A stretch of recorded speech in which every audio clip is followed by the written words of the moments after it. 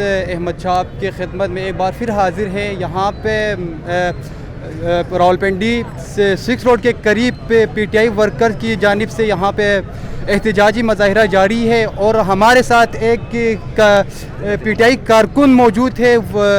کارکن کا کہنا ہے کہ چکوال سے یہاں پہ پہنچے ہوئے ہیں, ابھی تک عمران خان یہاں پہ نہیں پہنچے ہوئے, تو یہ گلہ شکوہ کر رہے ہیں. جی ہم ان سے ہی پوچھتے ہیں. جی بھائی آپ کا کیا کہنا ہے؟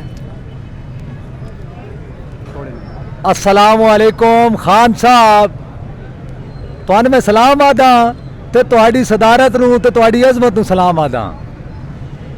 ٹھیک ہے, دوجی گل یہ ہے کہ تساں سان اتنے بلایا, نہ اتنے کوئی کھانے کا بندوبست نہ اتنے کوئی پینے کا بندوبست, خالی نا دی نیازی ہو. گل وہی آ گئی نا, جے مر گیا تو شہید, جے بچ گیا تو غازی, جے نس گیا تو نیازی. پر برا نہ محسوس کرے میری گل دا.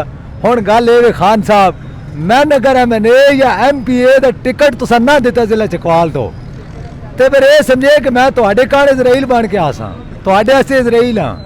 اس ٹائم میں نواز شریف واسطے اسرائیل ہاں, وہ دے لندن دے فلائٹاں تے bomb blast کرساں. I am belong to امریکہ.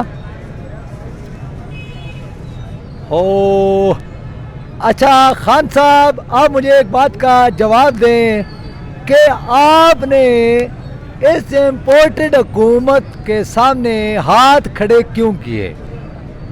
ان بے غیرت چوروں نے ملک کو لوٹا, ملک کا بیڑا غرق کر دیا.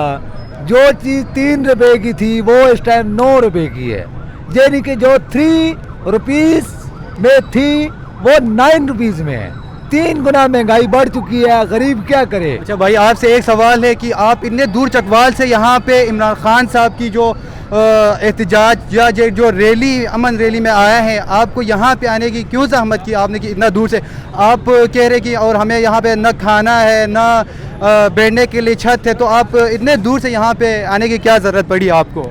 یہ ضرورت اس لیے پڑی کیونکہ نواز شریف نے ہمارے بچوں کا ہمارا مستقبل چھین لیا, ہمارے بچوں کا حق کھا لیا.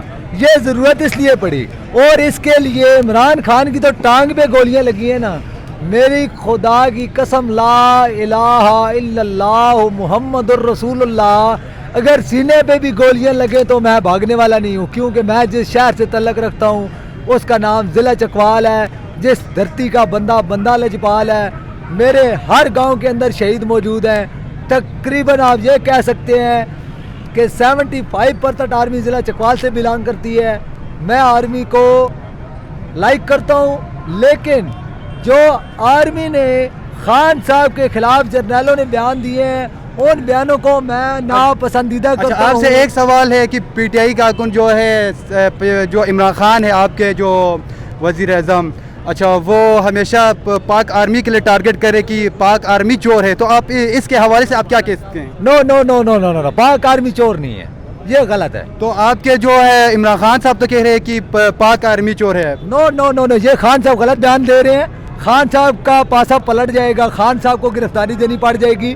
یہ میرا مشورہ ہے خان صاحب کو کہ اس طرح کے بیہودہ الفاظ آرمی کے خلاف نہ کرے.